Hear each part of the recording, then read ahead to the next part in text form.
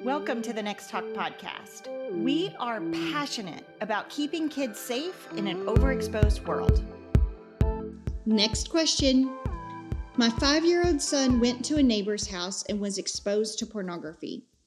The little girl, neighbor girl, was also asking him to take off his shirt and hug her. My kid has been raised on nextTalk principles, so he told me, yay! When I approached the parents, they didn't seem to even care that their girl was watching porn. How do I respond to all this? I'm at a complete loss. I cannot believe a parent believes it's acceptable for a 5-year-old to watch porn. So this is a loaded question. And I think the first thing I want to say is, I'm sorry. I am so sorry that your 5-year-old was exposed to pornography.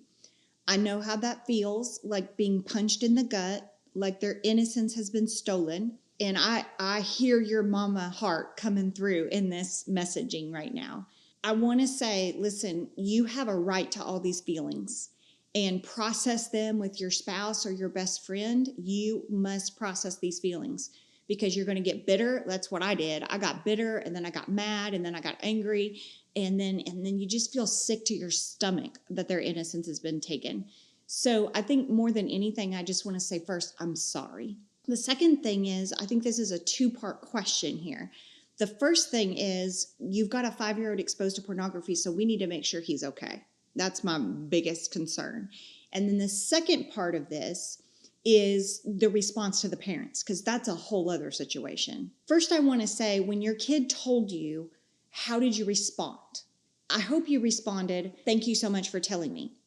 If you did, we talk a lot about crazy parent mode here. If you did go crazy parent mode, I think it's a really great time to maybe circle back to him and remind him, hey, I was not mad at you because you told me. In fact, I'm so proud of you. You did all the right things. I'm mad at a world where a 5-year-old has access to pornography. That's what I was mad about. But I'm not mad at you. You did all the right things. This happened and you came and told me. And I do want to tell you, I know it does not feel like a win when your kid tells you something like this. But this is a huge win that he told you. Huge. Most kids would see that, get curious, start Googling it on their own, do their own little research. And so your kid trusted you. And I feel like that tells me a lot about the relationship that you have with your son, and you're doing a great job, parents. So I want to say that first of all. The other thing is, we have to kind of figure out how he's processing and what did he see and what did he think about it. Now, those are all, I threw out a bunch of questions. Don't ask your kid all those questions because that's going to overwhelm him. But we want to kind of get some context, like what is his brain processing and what's he thinking about it? So anytime that you could maybe ask those questions, I have found laying down with kids at night, scratching their back, just in their bed is a great time to have a conversation. When you're driving, just this kid and you in the car, great time. He doesn't have to look at you. You don't have to look at him. It's a little less awkward. So find a time where you're basically just asking him, are you okay? Like, what are you processing? Like, what are you thinking about? Like, what did you see? Again, ask one question. Don't ask all of them. We just want to figure out, what are they thinking? One of the things that I used to say with my kids is this: anytime you go to bed at night and something's swirling in your mind that you just can't get an image or a thought out of your mind, that's the thing I need to tell you. And if you can talk to him like that and say to him, when you speak it out loud, it helps get it out of your mind. And I mean, this is biblical, right? Satan wants us in the darkness. Satan wants us in silence and the swirling thoughts, the thought loop. That's where Satan wants us, because then he can speak all kinds of negative things into our life. And so it really is about bringing it into the light. So having the conversation with your kid about, speak it out loud to me, and then you don't have to carry it by yourself. Like, I'm with you. And that will allow him, hopefully, to start processing with you. Now, a word of caution, no matter what he asks you or says that he saw on that screen, you can't freak out. You can't freak out. There may be tears behind closed doors with your spouse later after what he's told you because you're grieving it. But with him, really, really try to be like, oh, buddy, thank you so much for telling me this. Do you feel better? Make it all about him. Do you feel better now that you got that out of your heart and mind and you have somebody to carry that with you? I think that is very, very important that kids know that. And then we can process our own feelings and emotions behind the scenes with our spouse. One of the reasons why I say to process your own emotions behind the scenes and not process your own emotions with your kid is this. What I have found is a lot of kids won't confide in their parents, mine included, because they want to protect us. They don't want to hurt us. So if they're telling us things, like I saw this on a screen and we break down and we cry for 30 minutes and they have to like watch that, they develop this, well, I'm not going to tell her anymore because I don't want to hurt her. We don't want that. We want, when our kids confide in us, we want it to be all about them. Thank you so much for telling me. Don't you feel better that you got that out of your heart and out of your mind and you can share that with me and then I can carry it with you? Be the adult in the room when your kid is confiding in you. And then, again, process your own feelings. They're real. You're going to have to process them. You're going to walk through the stages of being angry and mad and all of the things. And so you do need a safe space to process those. I'm not saying stuff them down, but it needs to be with an adult, not with your child. Because we don't want to do anything for our kids not to be able to open up to us, no matter what happens. If your kid does start to confide in you, maybe they say what they saw on the screen and how it made them feel or what they started thinking about, something like that, make sure you don't shame your kid. Your kid needs to know, like one of the phrases that I would always say is, I love you the same. Because in your kid's mind, like he saw that and it made him feel a certain way and he's feeling all the emotions. And so as he's trying to process that with you, we don't want him in any way to feel like you look at him differently, you love him less, or anything like that, because he did nothing wrong. He's literally being exposed to a broken world.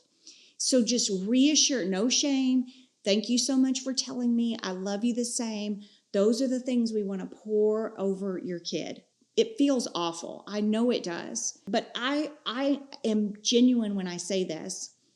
My kid being exposed to pornography in elementary school, it's one of the best things that's ever happened to our family. It didn't feel that way in the moment, and I hated it. But it has turned our whole family around in how we communicate because that was my moment that I realized we have to talk about all the things. So, I encourage you, Deuteronomy 23:5 says, the Lord turns the intended curse into a blessing because he loves you. I want you to hold on to that. I know that this is a curse, but the Lord can do amazing things out of it. He can even use curses and horrible things that Satan throws our way. He can turn that around and make good out of it. That is the God that we serve. And so I just want to give you that hope. I mean, the most important thing is you're taking care of your kid. That's the most important thing. But I think this question is very loaded too about the parents and their response. So there's a couple things I want to say here. It's a possibility that the parents were caught off guard and embarrassed. And so maybe it came off like it was no big deal, but it is a big deal. So just take that into consideration that could have happened here. The other thing I do want to say is, 10 years ago when I was speaking on pornography, it was not controversial at all to say, like, kids should not have access to porn. And I have seen a total flip side in the world on that, is that now I get challenged on that. Like, why some people actually challenge me on, why is it bad? It's a form of education for our kids. I mean, the world is shifting and we need to understand that. It is now kind of controversial to say that. And I want to be clear where I stand on this. I don't think porn is good for anyone. I don't care what your age, but especially young children who this may be their first exposure to any kind of sexual knowledge or anything like that. I think it's very, very detrimental to their developing brains. I think you have every right to have a conversation with this parent. And it doesn't need to be mean or judgmental or hateful. It doesn't need to be that. You just simply need to say, are you okay with your kid watching porn? Or was this something that just popped up on a screen and it happened? And, have that conversation. If this family believes that it's okay for a 5-year-old to watch porn, you have every right to put a boundary up with your kid. And that's not being mean. You can still be a good neighbor. You can still make them cookies at Christmas and take over to them. But you don't have to let your kid play in that home where they are actively watching pornography. That's not being mean.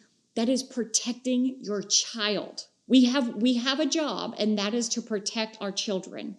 The one thing that I see over and over again is the younger kids are exposed to porn, the more likely they have issues with boundaries, consent, child-on-child sexual abuse, because it's normalized. The objectification, the touching, the non-consensual stuff, it's normalized in their world. And so you have to have your guard up with that. And that's not being mean. I was talking to a team member about this recently, and I loved what she said. She said, we're all so afraid of being a helicopter mom that sometimes we go the exact opposite and we're not involved where we need to be involved. We're not having the difficult conversations with other parents that we need to have to protect our kids. And I think she's exactly right. Don't get caught up in that. Of course, we don't want to be a helicopter mom. Of course, we want kids to be able to figure out stuff on their own. But this kid is 5, and he needs an advocate for himself. And that is our job as parents. So it's okay to have the difficult conversation. It is okay to say, they're going to parent that way. I'm not going to parent that way. This is how I'm going to parent. This is what's important to us. You have to know what your values are and what is okay for you and your family. And that's not being mean or judgmental, as long as you're not being a bully and disrespectful about it. But you can stand up for your kids and create certain boundaries when they need to be in place. Kim and I did a show a while back called Different House, Different Rules. It may be a good resource for you. I'll link it here. Also, I want you to know we have a packet that if your kid has been exposed to porn, just like this question, and they've confided in you, we have a packet that you can download. It walks you through certain things. It gives you resources that you can talk with your kids about. It's very important that with pornography, well, with a lot of things really, instead of just saying, it's bad, don't do it, that we actually educate our children on why it's bad for their brain. So talk about the objectification, talk about the research behind the rape culture, failing marriages because of porn, talk behind about all of that research. So you have to get educated on why porn is bad and then instill that in your kids. Because we're not about just saying, don't do it. Like, that's not going to work with our kids. We have to educate them on why. We're not always going to be there. And at some point, our kids will get a choice. And they can either look at it or not. And they can sneak it if they want to sneak it. So again, it's really about, we say this a lot, parenting the heart. Why? Why would you not allow this into your heart and mind?